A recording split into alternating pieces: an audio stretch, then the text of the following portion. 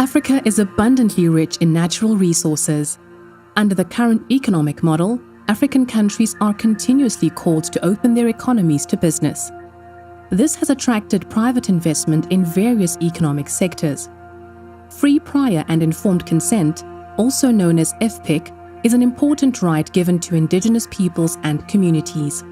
It empowers those affected by these business activities to participate by being fully informed and consenting freely to or rejecting the project proposed. The following video is an illustrated scenario of the FPIC written report prepared by the African Coalition for Corporate Accountability, also known as ACA. The community is heavily dependent on the land for farming, fishing and housing, using herbs they grow for medicinal and other purposes. Many have lived here since their childhood, as did many of their ancestors before them.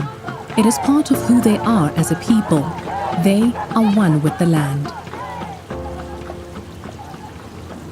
Government officials have discovered mineral resources and have decided to collaborate with the mining company on a development project. The government sold a large section of the community's land to a mining company known as X-Mines. The community is unaware that the government has made a secret deal with X-Mines, resulting in the selling of part of their land.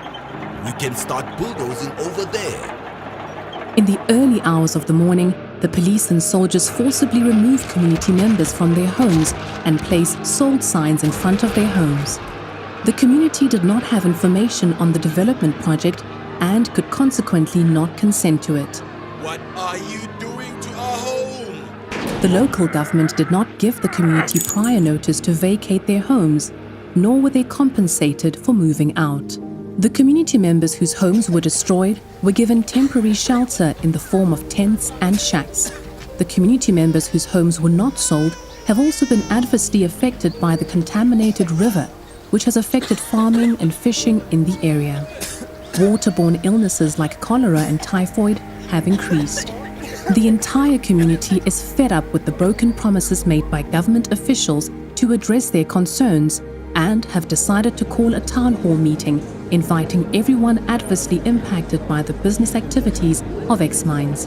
The human rights defender informs them of the following rights that have been violated, namely, the rights to life, dignity, healthy environment, health, housing and development.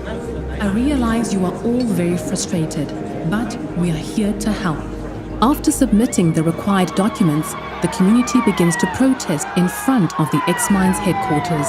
They demand that X-Mines stops all of its business operations until their concerns are addressed. X-Mines calls on government officials to send police forces to disperse the crowd. Community members are arrested and some are shot at, resulting in death.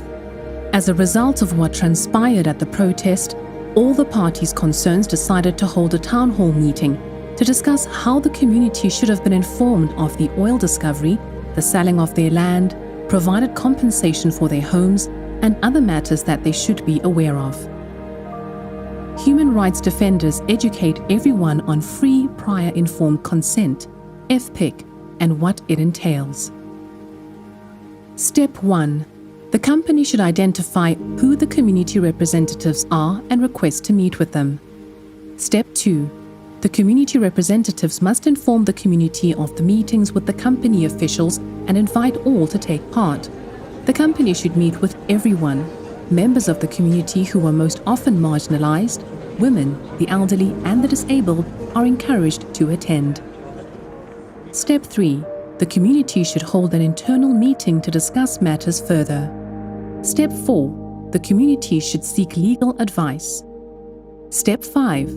Community must negotiate with the company and government officials to discuss their legal rights. Does everyone agree? Step 6. The community decides together on the way forward. Step 7. The community must maintain open communication with the company and government officials.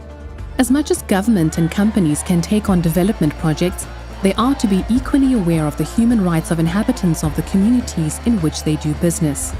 There are legal and societal expectations on governments and companies to prevent and/or lessen the effect of harm caused to communities.